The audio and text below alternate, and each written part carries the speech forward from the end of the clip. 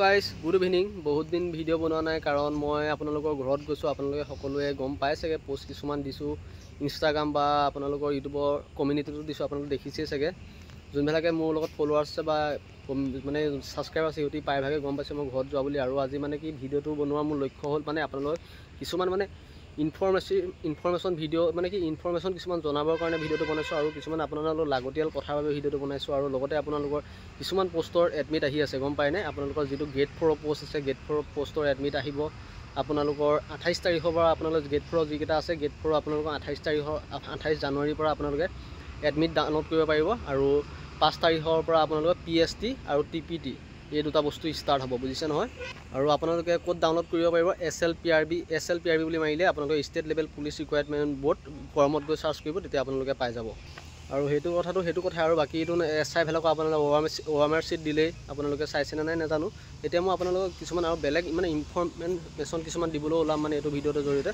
আৰু মই আপোনালোকৰ ছুটি গৈছিলোঁ আপোনালোকৰ 5 দিনৰ কাৰণে দেই। আপোনালোকক জনাইছোঁ 5 দিন গৈছিলোঁ, কিন্তু মই আপোনালোকৰ 11 দিন ছুটি পাইছোঁ। কাৰণ কিহৰ কাৰণে? মাঘ বিহু বন্ধ আছিলে, ছেকেণ্ড ছেটাৰডে আছিলে, কিবা আছিলে, মানে 5 দিন ছুটিতে মানে মই 10-11 দিন থাকি আহিব পাৰিছোঁ, বুজিছেনে, বন্ধৰ কাৰণে। আৰু আপোনালোকক আৰু কেইটামান কথা জনাই দিওঁ এতিয়া। আপোনালোকৰ মানে এইবাৰ যোনে চাকৰি পাব আপোনালোকৰ বহুত সুবিধা আহি গ'ল এতিয়ালৈকে আপোনালোকক জনাইছোঁ। যিহেতু যিটো আপোনালোকৰ ট্ৰেন্সফাৰ পৰ্টেলৰ কথা কৈছিলোঁ, ট্ৰেন্সফাৰ পৰ্টেলটো অ'পেন হৈ গ'ল, এপ্লাই হৈ গ'ল। 28 ফেব্ৰুৱাৰীলৈকে লাষ্ট ডেট আছে।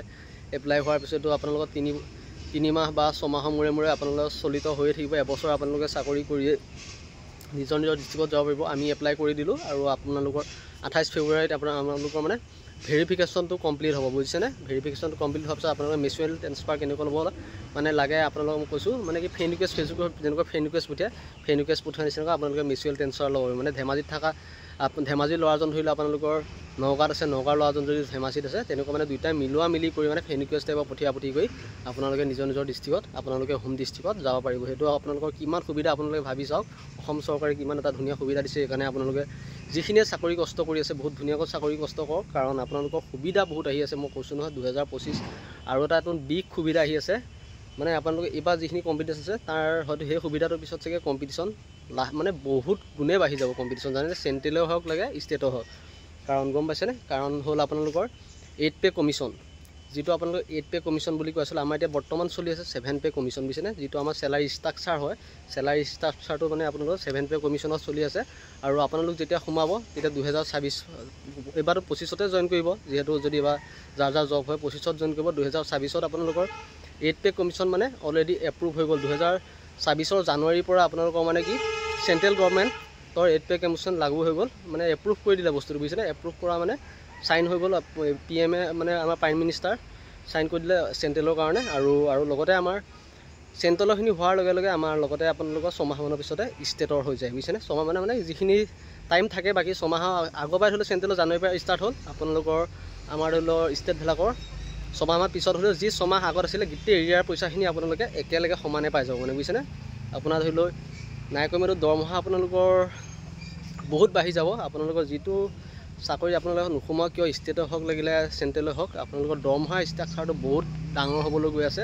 এতিয়া যিটো দৰমহা পাই আছে আপোনালোকৰ ধৰি লওক 35,000 পাই আছে, তেতিয়ালৈ বা 37,000 পাই আছে ষ্টেটৰ ক্ষেত্ৰত, বা 32,000 পাই থাকিব, লাগিলে 30,000 পাই থাকিব। আপোনালোকে ট্ৰেইনিঙত সোমাই 30,000 মান পাবই, 30,000, 29,000, 30,000 টকা ট্ৰেইনিঙত দৰমহা পাবই। তাৰ বাহিৰেও আপোনালোকে যেতিয়া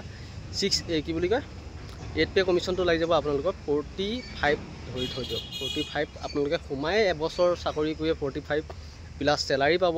লগতে ইনক্ৰিমেণ্ট লাগি হয়তো 47, 48 পাব। মানে আপোনালোকৰ বহুত ধুনীয়া সুবিধা আহি আছে। আপোনালোকৰ যিহেতু চেলাৰী বহুত ষ্ট্ৰাকচাৰ বাঢ়িবলৈ গৈ আছে। আৰু আপোনালোকৰ তেনেকুৱা বুলি হোৱাৰ পিছত আকৌ চেলাৰী মানে কি বুলি কয়, কেণ্ডিডেটবিলাকৰ জোচটো আৰু বাঢ়িব, আৰু চাকৰিৰ কাৰণে মানুহবিলাক পাগল হ'ব। চ' সেইকাৰণে এইবাৰতে আপোনালোকে চাকৰি ল'বলৈ চেষ্টা কৰক। চেলাৰীটো যিহেতু বহুত বাঢ়িব গৈ আছে, মানে চাকৰিৰ প্ৰতি ইণ্টাৰেষ্ট বহুত হৈ যাব মানুহৰ এই ষ্ট্ৰাকচাৰটো বহাৰ পিছত, 8 পে কমিশ্যন হোৱাৰ পিছত। বিশেষকৈ মই আপোনালোকক এটা কথা কওঁ, এইবাৰ যোনখিনি কেণ্ডিডেট সোমাব আপোনালোকৰ বহুত ভাল এটা সুবিধা আছে দেই। কাৰণ চাওক এবছৰ কৰি মিউচুৱেল ট্ৰেন্সফাৰ আপোনালোকে নিজৰ হোম ডিষ্ট্ৰিক্টত এবছৰ জব কৰিয়ে যাব পাৰিব। আৰু লগতে আপোনালোকে নিজৰ ডিষ্ট্ৰিক্টত যাব পাৰিব। লগতে আকৌ চেলাৰীটো আপোনালোকে বিগ এমাউণ্ট এটা মোটা এমাউণ্ট পাব চেলাৰী, যিটো মানে অসম গভৰ্ণমেণ্টে 10 বছৰৰ মূৰে হয়। 10 বছৰৰ মূৰত আপোনালোকে কিমান দিনৰ মূৰত আহে, 2016ত হৈ গ'ল, এতিয়া 2026ত হৈ গৈ আছে। আপোনালোকে এবছৰ জাষ্ট ৱেইট কৰিব লাগে 8 কমিশ্যনটোৰ কাৰণে, বুজিছে নহয়। চ' আজি ভিডিঅ'টো ইমানখিনি আছিল। আপোনালোকে কেনেকুৱা পালে জনাব আৰু কেনেকুৱা টপিকৰ ওপৰত ভিডিঅ' লাগে জনাব। মই কিবা এটা ইনফৰ্মেশ্যন জনাবলৈহে আপোনালোকক ভিডিঅ'টো বনাই দিওঁ। আৰু যদি ইনফৰ্মেশ্যন কিবা এটা হ'লেও পাইছে, মোৰ চেনেলটো ছাবস্ক্ৰাইব কৰিব, লাইক কৰিব আৰু কমেণ্ট এটা দিব নাপাহৰিব। আৰু মই এনেই মানে ইনফৰ্মেশ্যন নোহোৱাকৈ বনাই ভাল নাপাওঁ। চ' ইনফৰ্মেশ্যন এটা পালোঁ কাৰণে, ইনফৰ্মেশ্যনটো জানো কাৰণে মই জনাই দিছোঁ। ধন্যবাদ।